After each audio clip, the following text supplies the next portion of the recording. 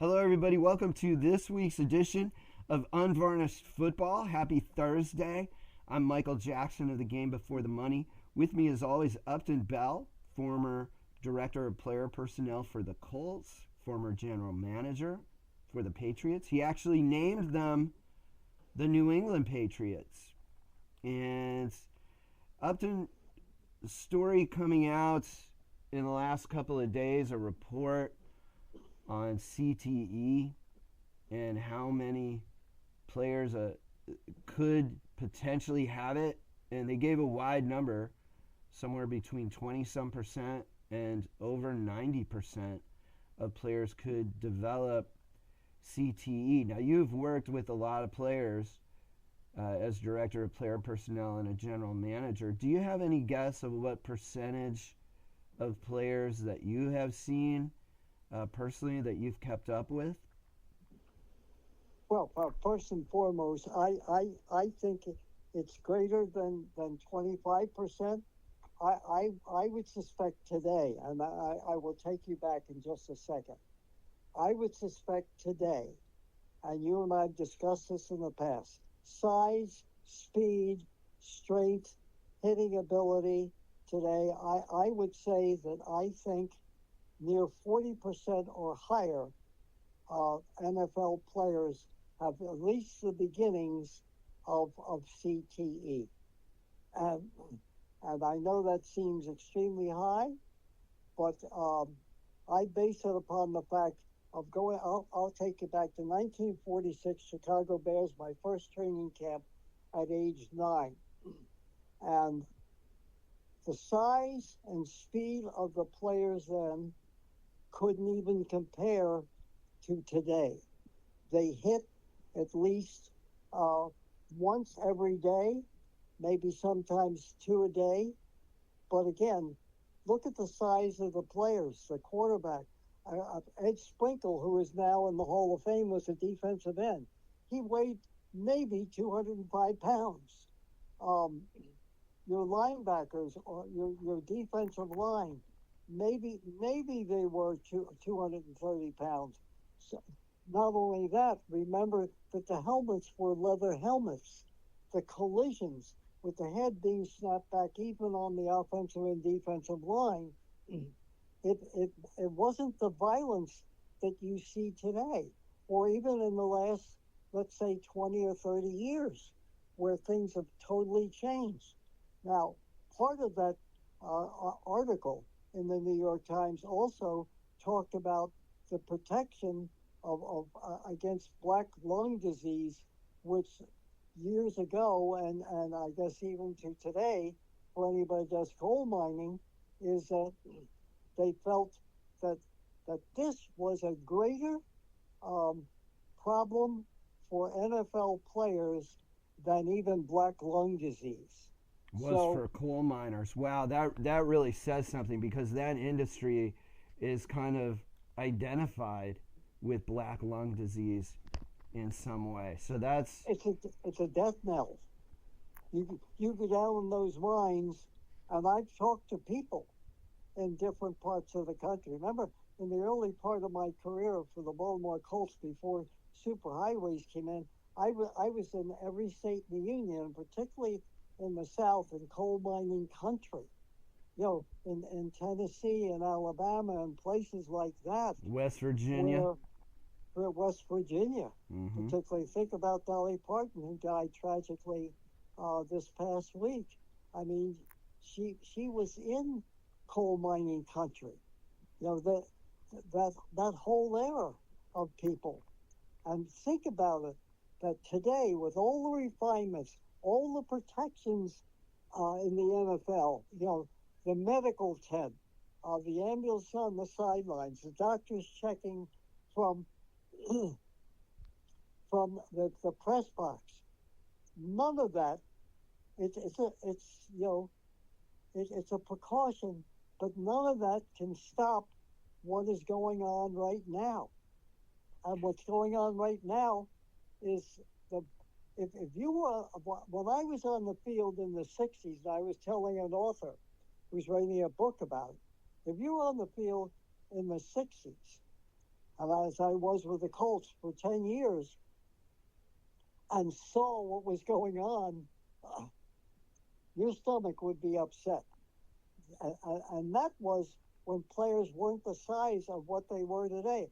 I mean, Johnny Unitas, who I still consider one or two of the greatest quarterbacks who ever lived, the beatings he took, you might as well have put him in an alley and just beat him with a hose on every play.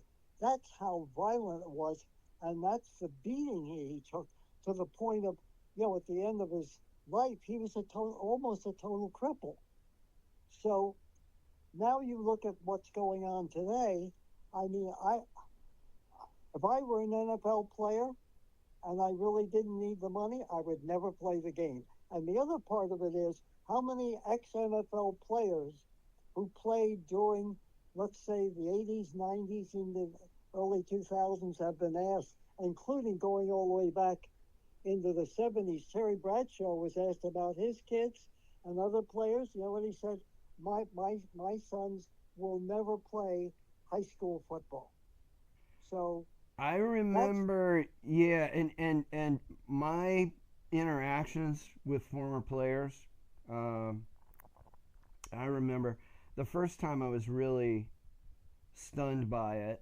I was interviewing Otis Sistrunk, former All-Pro defensive lineman for the Raiders, and he told me, I wish I had taken up golf instead of football.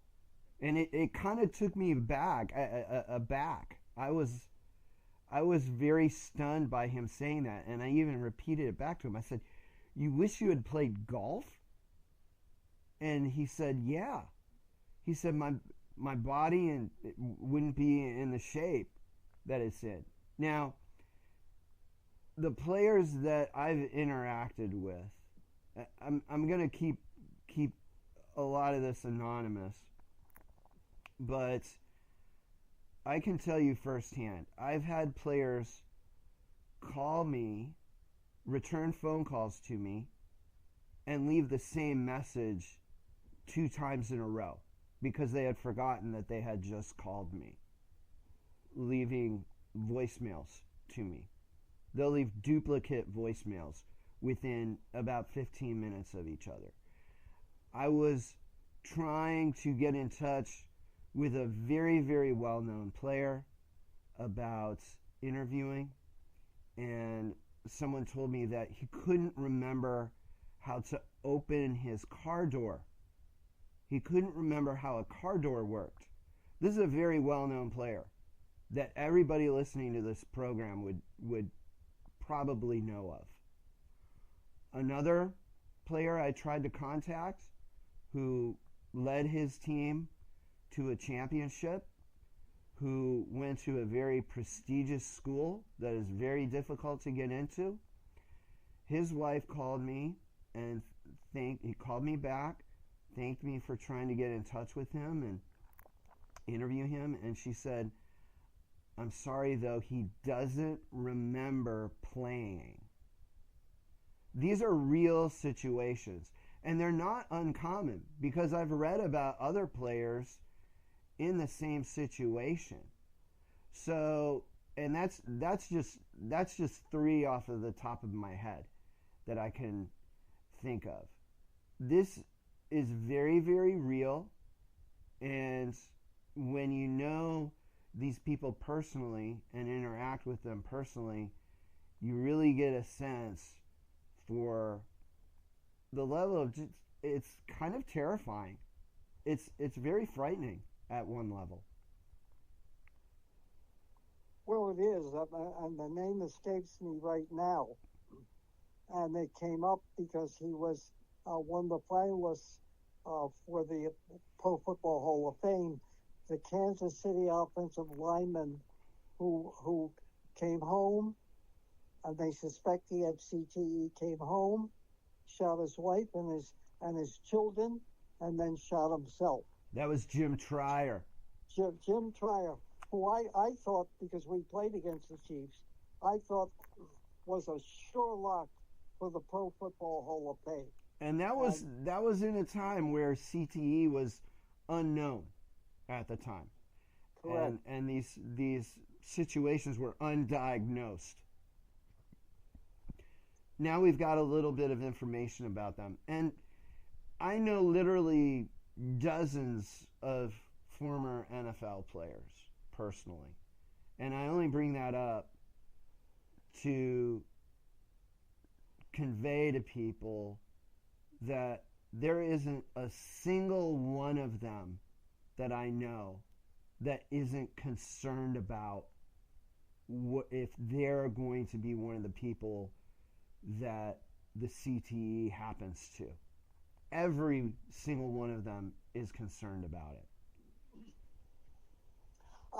I believe that when you sign, even today, for the big money, and let's go back to something we've discussed in the past.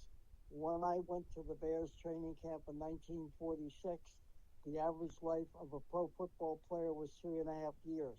With all of the changes and all of the things that have made the game even better, it's still 3.5 years. 3.5 years is the average career, and don't think it's a coincidence that rookie contracts are 4 years. Just going to add that in there. And you're absolutely right. I mean, the owners understand and calculate exactly what's going to happen here. It's a very, very cruel sport, and it's a cruel business. And I think a lot of the younger players just say to themselves, well, I'm just going to play 4 or 5 years and I'll be fine. I'll get my money and that's it, especially now where, players are getting 20, 30, 40 million dollars, and some quarterbacks, 55, 60 million dollars. But that still to a degree is the exception to the rule, because the average NFL player, even though it'd be a lot of money to us, makes maybe 500,000, if he's lucky, $1 million a year. But the question is, and you were talking about it with the players, who wouldn't be frightened? I mean, I've got a better chance of getting in my car, jumping on a plane, even when you can be wiped out, than a player who plays in the NFL, particularly today, with the way it's gone. Now, my father played college football, was captain of Penn, and in 1917 led them to the Rose Bowl. He played with a very soft helmet. Now, I never knew him with all his teeth, because he got most of them knocked out. But right till the day he died, his mind was as sharp as ever, and I doubt that he ever had or even a semblance of CTE, because when people hit in those days, even though you could do everything and name a player, the size and the speed of the player, and particularly the helmet, you didn't use your head as a battering ram. I spoke with two players who played in the leatherhead era and the plastic helmet era, specifically about the helmets. One was Al Wistert, the Philadelphia Eagles great, who should be in the Hall of Fame and should have been in the Hall of Fame in the 1960s. But Al and I spoke on the phone many, many times, and he told me that he thought the leather helmet was better and that he preferred the leather helmet. Charlie Trippi, the great Hall of Famer for the Cardinals, he told me something that I didn't know. Now, this is something that you may remember, but when plastic helmets first came out, they were banned by the league because too many players were getting concussions. Now, they improved the plastic helmet after that, and the plastic helmets came back into use. But I think it's important to recognize that early on, plastic helmets were actually banned, and the NFL started using leather again. Now, do you remember that particular era? I do, and Paul Brown, who my father had to stop. Paul Brown was one of the first with the face guards, the plastic helmet, and then he had a radio in it. My father said, no to the face guard, because players then were very smart. They would grab you by the face mask and pull you down, and luckily if you could survive breaking your neck. The other thing was that he said, he told Paul Brown, and it was a lot of bitterness back and forth. He told Paul Brown, you can't have a transistor in the helmet. And that's when Brown went to the messenger guards, which Chuck Noll was one of them. I know there's a lot of history, but these are the true stories that we're trying to bring to you. And you're right, absolutely right about that. In fact, the last time I was at the Hall of Fame, I was a presenter for a player, Bill Hewitt, who played for my father. He originally played for the Bears and played for my father. He was one of the last, if not the last, to play without a helmet. He refused to have a helmet, and there were some other players that played without it. They were never injured. He actually died in a car crash late at night, but he was fine. I mean, again, what we have now is, you see now at practices with many teams, these players wearing these like bubble helmets, that the padding over top of it. The Guardian cap. Mm-hmm. The Guardian cap. Many of them, once the season starts, won't be wearing them. Some do. But what has changed is not so much the helmet or the ambulance or checking for CTE or any of these other things, the medical tents, is the players are approaching, Michael, almost 400 pounds, linemen and offensive and defensive linemen. Linebackers, if you're not 260, I mean, that was what an average offensive lineman might be in the early 2000s. I mean, you're not going to play. And that's where size, speed, the helmet, they try to stop the situation of where you're using it as a spear. They can put all the rules in, but you, if it were me and I was the commissioner, I would recommend to the club owners, should we have a weight limit? Should we have not in length, not how tall you are, but should we have a size limit? Should an offensive lineman or defensive lineman? There was a tight end I was watching 2 or 3 years ago for Texas Christian, TCU. That was almost 400 pounds. And I'm saying, how much is too much? Well, you don't have to bulk up. It wasn't all that long ago when 300 pounds was massive, and people would roll their eyes at 300 pounds, and now we're getting 400 pounds, and these people are agile players. They're human missiles. You're absolutely right. But people just think watching them on TV, just a bunch of big oafs. They're not.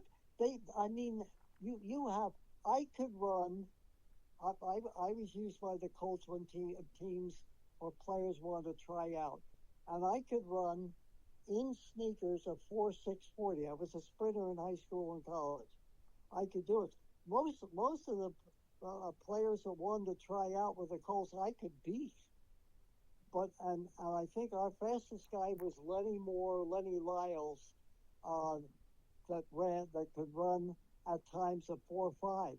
That's nothing today. They can run a 4.3. Somebody ran a 4.2. Well, the field conditions are different. The equipment is different. Those things are primed for performance. But I want to get back as we talk about concussions and this study and things like that. I think it's also important to bring up a couple of things.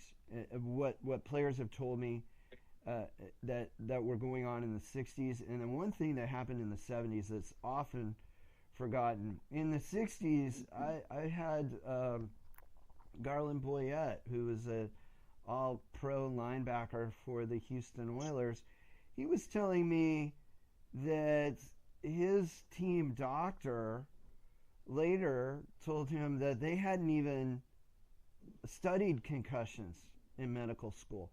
And it's also important to bring up that a lot of these teams, the trainers and the doctors, they didn't necessarily have medical training, or they didn't have medical training in concussions. And it was very unknown. There were a lot of unknowns. Things were misunderstood. And a lot of times the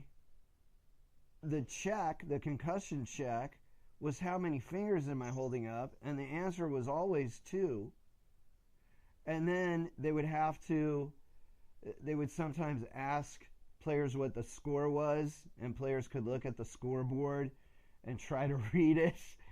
And that was going on in the 60s into the 70s. And what a lot of people forget is in the 1970s, the reason why Roger Staubach retired was because he had had too many concussions. And the doctors warned him, one more concussion and you could lose your cognitive abilities for good. And that was Roger Staubach. So this has been going on. The awareness kind of started to happen in the late 70s. That's when some players started to become aware, like, hey, this could be a problem.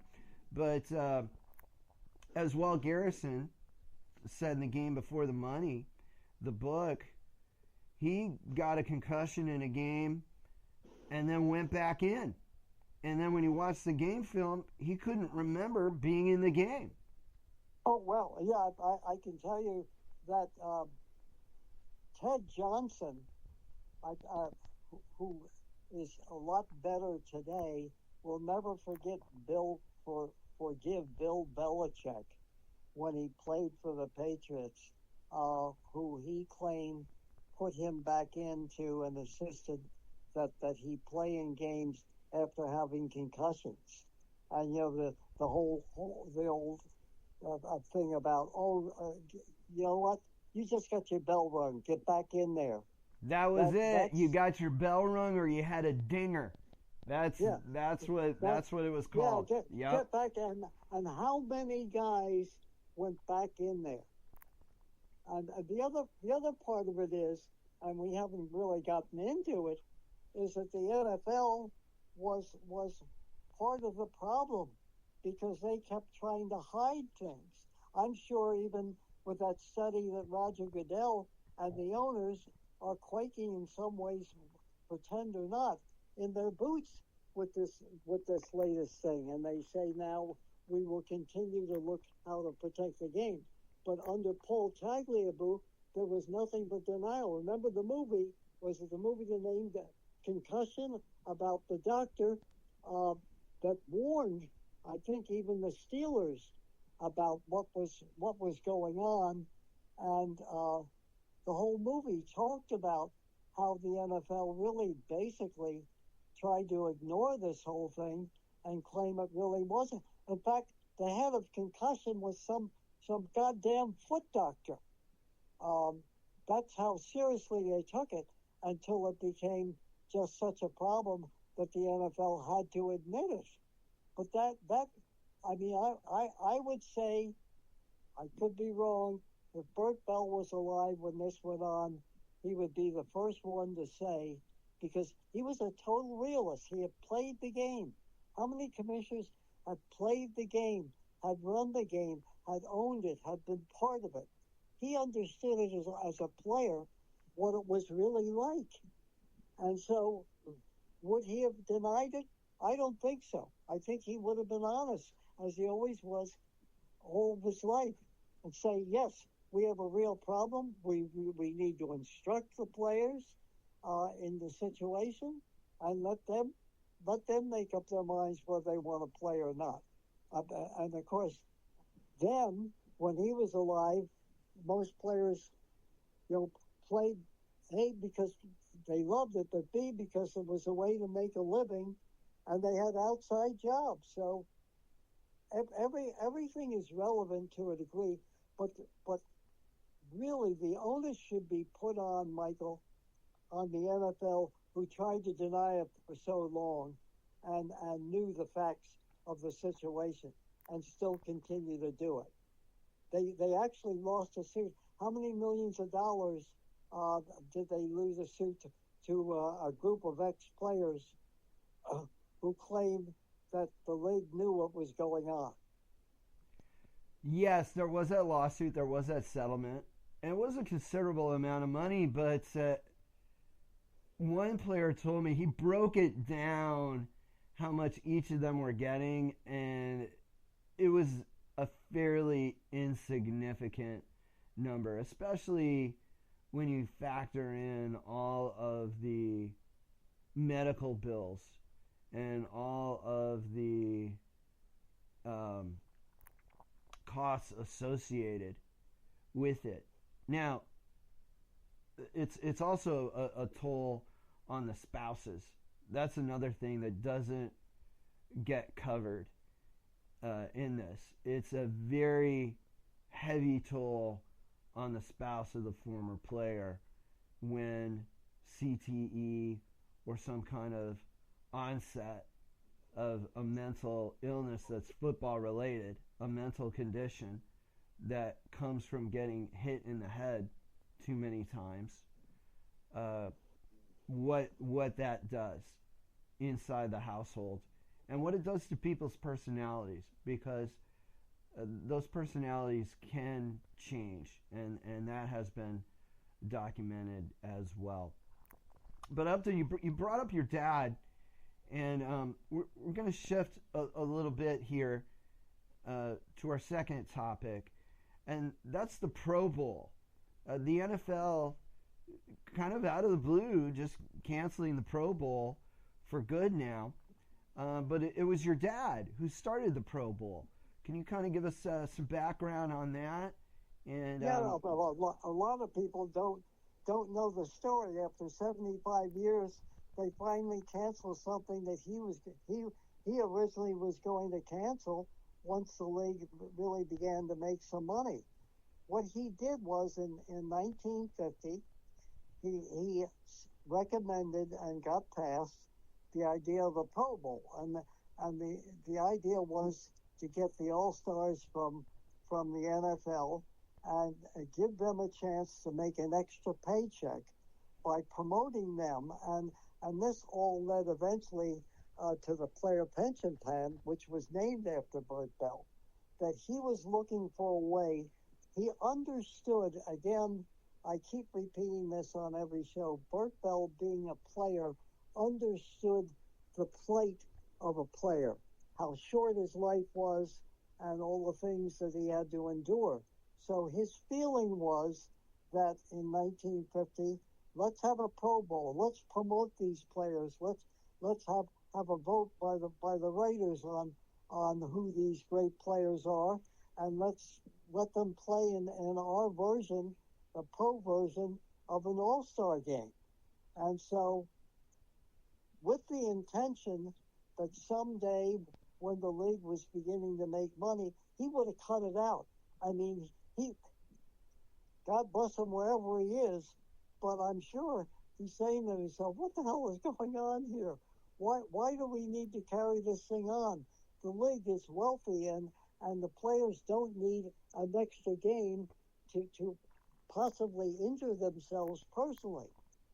So what happened was, in the early years, they took it seriously. It was a big deal to be part of the Pro Bowl. In fact, I can remember just jumping into the 60s when Don Shula and his whole coaching staff, we had lost a playoff game, and they were named. He was named head coach of the Pro Bowl, and all our coaches went out there. And this was like in 1966, 1967. And he said what a great experience it was. And in those days, players really took it seriously. In fact, I can remember when we lost to the Cleveland Browns in 1964, the championship game. They beat the hell out of us. I think it was 27-0. And Frank Ryan kept piling it on in the second half. When it became apparent we had no chance. So Gio Marchetti never forgot it. And when he was picked and Ryan was the quarterback for the East in the Pro Bowl, Marchetti went in and I think he broke his nose or broke his leg or whatever it was. And somebody asked him about it afterwards, and he said, "I got that son of a bitch back for what he did to us in the championship game." That's how real those games were then.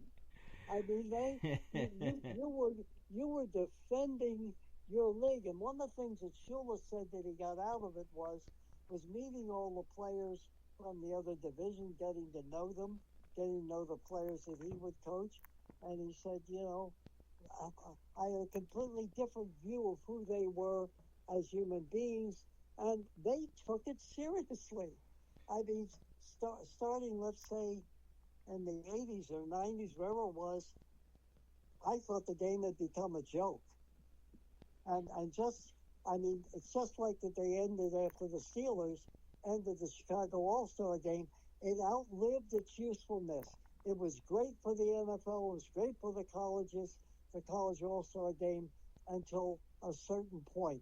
The same way with the Pro Bowl. I mean, eventually it became flag football. It was an absolute joke. And the players didn't take it seriously, and they tried every which way to keep it going. And as a friend of mine with the New York Times told me off the record last night, he said because Goodell still saw it and the owners as a moneymaker. They didn't give a damn whether it was taken seriously or not. They got paid big money by the sponsors and by TV. And the irony is, you would figure it's after the season is over, and you would figure nobody would watch it. They got decent ratings. So the league said, well, the game might suck, but people still watch it, and maybe that's part of watching pro football. So why not keep this charade from going on? But I mean, it should have been ended years ago, and that was Bert Bell's whole thing. We'll do it until we start making money and are established, and that's when it will end.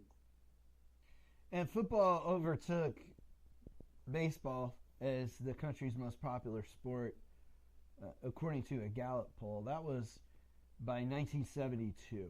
I think that was the first Gallup poll that had pro football over baseball as the most popular sport in America. And then in the 1960s, you're right, and you're talking about Gino Marchetti and Frank Ryan. That reminded me of a story that Dave Parks, I one time was Texas Sports Hall of Fame induction, and used to be after those inductions, you could go and hang out at the hotel, and I think you still can. I mean, even in the past few years, sometimes some of the old guard will be in the lobby, spinning yarns. And I remember Dave Parks, who's the first overall pick of the, I believe it was the 1965 NFL draft by the 49ers. And Dave Parks was telling me he at a Pro Bowl, Lombardi was the coach. And this could have been the same Pro Bowl, because this is what reminded me. He said Lombardi was the coach, and he started yelling and pounding his fist, telling his team, which was the West Division All-Stars, or the Western Conference All-Stars, depending on the year, how Frank Ryan had gone around saying how much better the East Conference was, and that the West Conference was weak, and they needed to go out there and show him that the West Conference wasn't weak, and that they needed to prove Frank Ryan wrong. And this is what Frank Ryan thinks. And he had Dave Parks, he had the entire locker room fired up. He said, Dave said he was ready to go out and hit Frank Ryan. And Dave was an offensive player. So, so that's how those games were. Even the coaches got into it. And another great story from the '60s Pro Bowls that I really love that was shared with me was Dave Wilcox, the Hall of Fame linebacker for the San Francisco 49ers. Yeah. And the 49ers were the team, and most people know that Gale Sayers scored 6 touchdowns in one game. But not everybody knows it was the 49ers that it was against. And Dave Wilcox came into the Pro Bowl locker room when he got there. Gale Sayers was getting taped up on the trainer's table, getting his ankles taped or his knee taped up. And Dave Wilcox goes up to Gale Sayers and says, "Hi, Mr. Sayers. I'm Dave Wilcox of the San Francisco 49ers. I am really happy to meet you. This is the first time I've ever been able to get this close to you. Usually you're halfway down the field." So the players had a lot of fun with those Pro Bowls, and it was very competitive too. I know at least in the AFL, you got a little bit more money if you won the game. I think Elvin Bethea told me they made an extra $250 if they won the game. Now, back in 1968, 69, that was quite a bit of money, $250. No, there's no question it was. And look, we're not here to tell people that the past was better than today. We're just telling them this is the way it was, this is the way these players were, and this is the way it was approached. And in some ways, and I said this the other day, somebody asked me about this on social media. I said, I can tell you one thing, game's better today, the players are better, the more coaching, the more everything else like that. But I defy you to say, yes, the money is great. Those players were really happy. You know, they were part of the community. Some of them worked, particularly in the 60s when I first went to the Colts. The players would practice in the morning or early afternoon, and then they go to their jobs. And they liked it. They were part of the fabric of the community. Everybody knew them. If you had a problem, you had a job. Whatever city you worked in, if a player said, I want to work, I need a job, they would have a job. And that's, you can't get that back. You've got everything going for you today. But I think the personal thing, because of social media, everybody has a lawyer, everybody has a representative, nobody talks for themselves anymore. Even the media, the way it is here in Boston and New England, where you got media running all over the place, covering, let's say, just the Patriots or the Red Sox or whatever it is, when they talk to a player, other than some of the interviews they do at training camp, the only way you can find out about how a player feels is through social media. Go on Instagram, go on Facebook, TikTok, you name it. That's the only way you get an answer from players. Instead of when they stood in the locker room right after a game, or later in the week, if a writer wanted to ask you a question, they got the answer. Now you get no answer. Talk to my agent or talk to TikTok. That's fine. That's what it is today. But the human element, to me, has gone out. And we'll wrap it up there. Everybody, just remember, the Pro Bowl, you may not remember this, but the Pro Bowl did matter at one time. And it was quite a game at one time. But that was in the past. And so they bring it to a close now. And a lot of things have changed, as Upton pointed out. Everything from how players interact with the public to the knowledge of how this game may affect your brain health later in life. So Well, thank you. by the way, just quickly before you sign off, I do want to say that I won't be around for it, but I think the day will come, in spite of expanding to Europe and all the things you and I have talked about in the past, and Goodell's latest thing. I think the day will come when pro football, like baseball, boxing, and other sports, I don't think football will be the end all and be all anymore. That's my prediction years down the road. All right, everybody, you heard it here first. Thanks for listening to this edition of Unvarnished Football. Be sure to check out uptonbell.com. Please also check out thegamebeforethemoney.com, and we'll be with you at some point next week. Have a great week, everyone.